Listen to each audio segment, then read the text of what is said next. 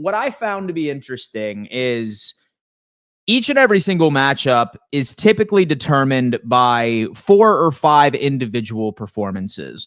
And I just so happen to have a couple of players that I think we need to keep a close eye on and who I think are integral to the Buffalo Bills winning this game. And I'm not just pulling out names based off of how they have done so far this season. I'm pulling out names of players that I think could be utilized to exploit specific weaknesses of the Tampa Bay Buccaneers. If you were able to watch one of my earlier streams this week, you noticed that I pointed out a couple of ways I think Buffalo can exploit this Todd Bowles defense, how Buffalo can exploit Baker Mayfield in a very banged up type offense.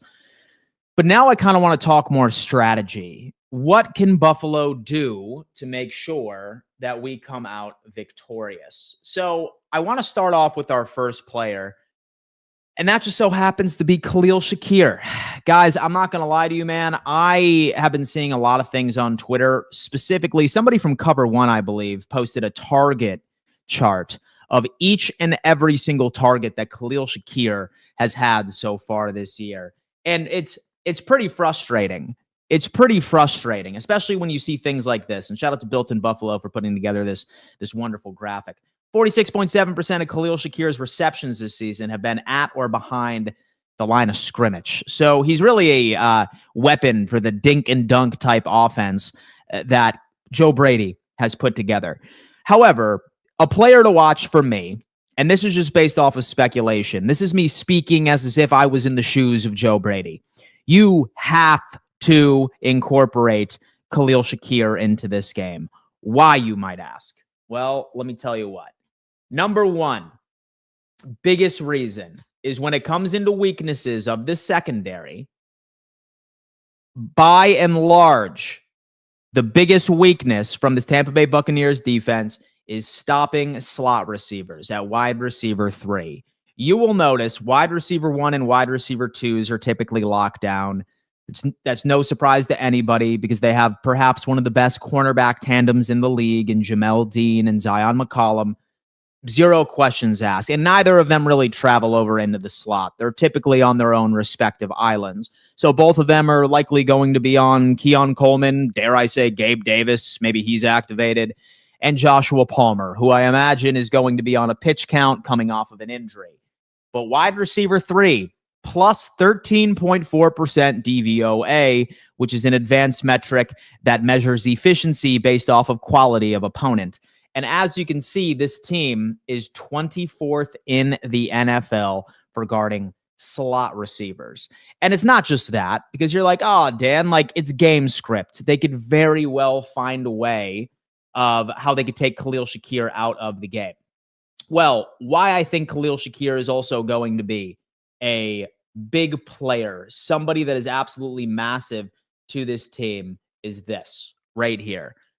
The Tampa Bay Buccaneers defense is bad at tackling. Awful. 67 missed tackles so far this season.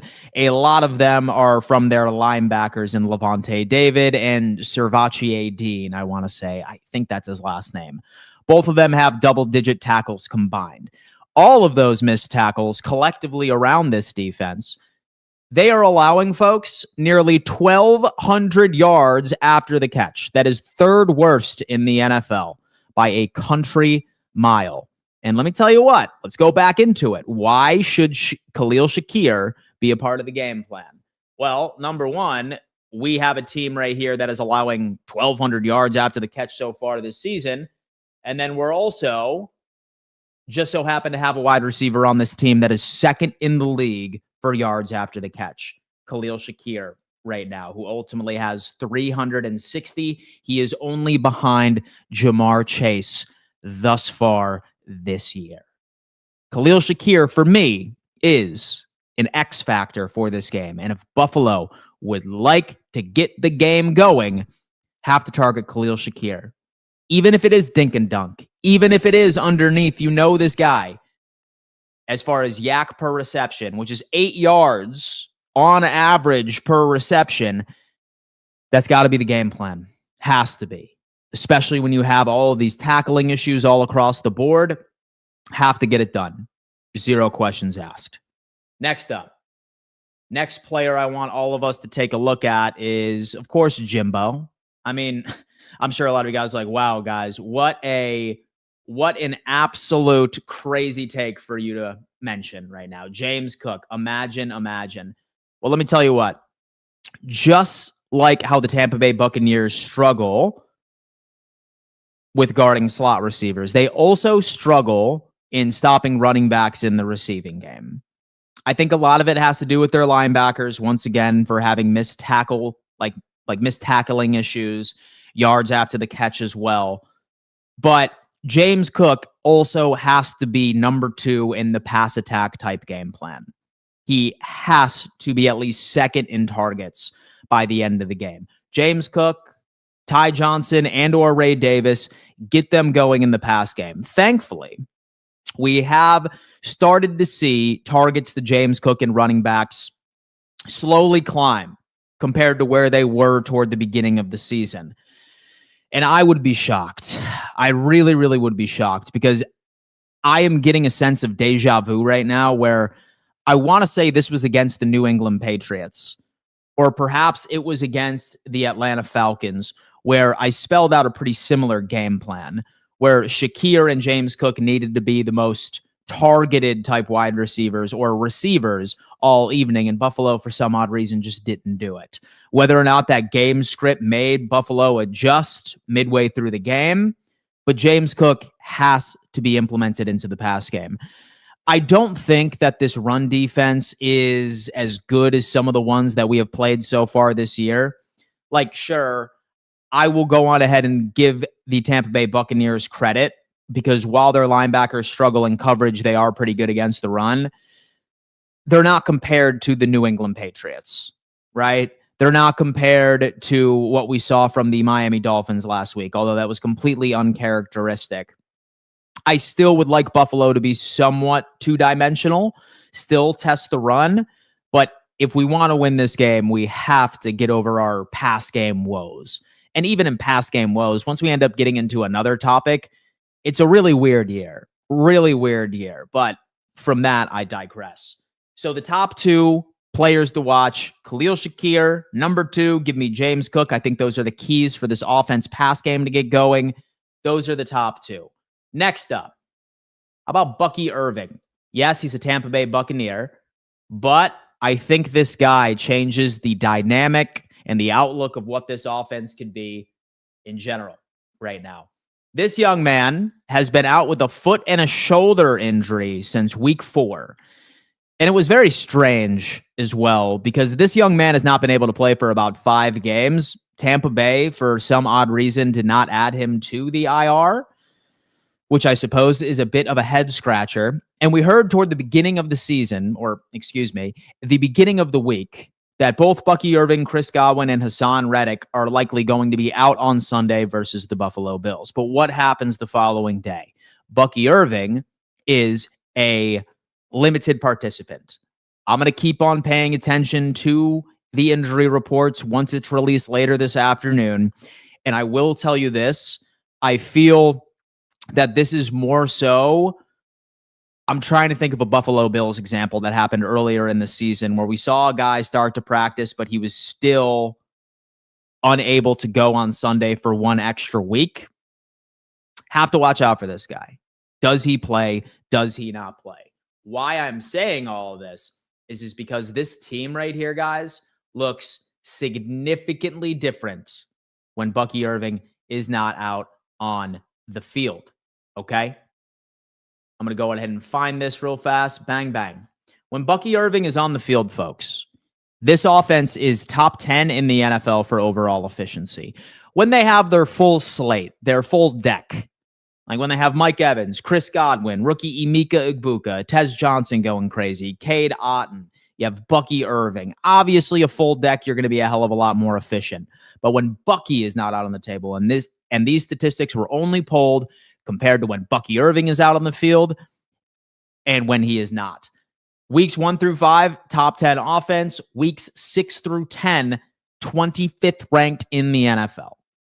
25th ranked in the NFL.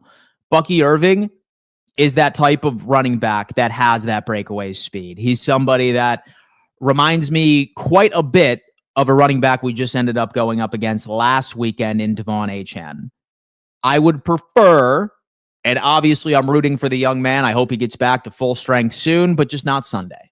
Okay? Stay healthy, my friend. Stay healthy and give me all the Rashad White that a man can handle. I feel comfortable with our defense being able to contain those two.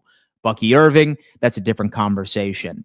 Something else to sort of make you feel okay about it, when you're coming off of an injury that it's pretty clear Tampa Bay was worried about, even if he is out there, what is his snap count going to look like? How many carries realistically will this young man have if he is able to play on Sunday? Something to take a look at. Because when Bucky Irving is out there, folks, like that's when you have opportunities for Cade Otton to go off. That's where you have opportunities for Emeka Egbuka. That's where you could really confuse our secondary. If Bucky Irving is not out in the field, all the Tampa Bay Buccaneers have as an offensive weapon right now is going to be a rookie wide receiver in Emeka Egbuka. Maybe Tez Johnson, but we shall see. Which goes into my next key of the game, and a matchup I'm actually really interested to watch. Maxwell Harrison is number 4 for me. Maxwell Harrison is number 4 for me. You look at the current wide receiver setup for the Tampa Bay Buccaneers. It looks like Christian Benford, I want to say, is still limited from last week. I want Maxwell Harrison on Emeka Egbuka. I really do. I really, really do. I think that this young man has done very well, all things considered. Of course, he has 2 interceptions, one of which was an arm punt from Tua last week, but still, he was able to come down with it, which is ideal. He's proven to be a bit of a ball hawk. He's got the speed with Emeka Egbuka, right? I think that he had a very quality learning rep last week when he was going up against Jalen Waddle. I think he was way too confident in his speed, was not being physical enough, especially at the line of scrimmage. I think, based off of what I have seen, that he seems to each and every single week look better and better. And that's a good thing. Like, you want to be coachable. What's the Maxwell Harrison and Emeka Egbuka matchup going to look like? Or the Maxwell Harrison and the Tez Johnson matchup going to look like? It's time. Like, young man, it is time. Like, you've had 3 games with this team. It's time for you to start getting some pretty considerable snaps. That's what I'm looking at. Run man coverage, get it done. Run man coverage on this Baker Mayfield. You absolutely have to. That's player number 4. And then number 5, obviously, we're going to have to go with our good friend Baker Mayfield here. Now, look. As many of you know, I'm a big Baker guy. I've been a big Baker guy for a long time. I loved him out of Oklahoma. I was always rooting for him when things like got dicey over in Cleveland, in Carolina. I was one of the happiest fans on earth when I saw that he revived his career. Well deserved. However, this guy is probably one of the most clutch QBs in the league right now. It's funny because when you look at the offense of Tampa Bay, it's kind of bleh, minus 4th quarter comebacks. Like, he has had several wins with just 4th quarter comebacks down by 3. He takes the Buccaneers downfield and wins everything. And I mean, he's a vet. He's smart. He's smart with the football, right? Like, he's very good at being able to help develop some younger weapons. That's just who he is as a guy. So what I want to do is really make it as uncomfortable as humanly possible against Baker Mayfield. As many of you guys know, say that you watch my show a couple of days ago. As far as the Buffalo Bills' defensive strategy against this guy, I need you to run man coverage. I need you to run man coverage. When Baker is facing man coverage, his success rate is 34.5%. His completion percentage is 57.1. That is awful, in case you were wondering. His EPA per play is in the negatives. Again, that is awful. And his yards per attempt are 4.6 yards. Followed by, or compared to, zone coverage. This is where he slices and dices. He's a vet.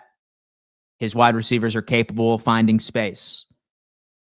He's very smart at this. 68% completion percentage. His average depth of target is 8.1. So I think when you look at these numbers, if I'm Bobby Babich, I am thinking from the beginning that man coverage has to be the play. It absolutely has to be. From what I understand, Baker has been dealing with a bit of an injury as well. He has not had many rushing attempts throughout the past 3 weeks. He's playing through something. So I don't know if his legs are going to be much of a factor in Buffalo on Sunday. But he is my fifth player to watch. Baker Mayfield. Baker Mayfield, man. All right. I need a giant shout out to our good friends over at Sleeper. Folks, Sleeper is hands down the number one player prop platform on the market today. The Jets and the Patriots are playing each other this evening. Spoiler alert, I'm taking Justin Fields under on his passing yards. I think at this point, he has 130. Surprisingly enough, I think that's a lock. Maybe you want to include Fields into that conversation and 4 to 5 other players where you could give yourself an opportunity of walking away a massive winner. Okay. You could see returns of up to 1000x. And the thing is, say that you've been sort of teetering around the idea of downloading this. Have no fear. You sign up, you get a free $20 where you could put down a risk-free play on Sleeper, plus a 100% deposit match up to 100 once you ultimately end up making that deposit, of course, using code Don Mafia. Shout out to Sleeper for being a proud partner of today's show.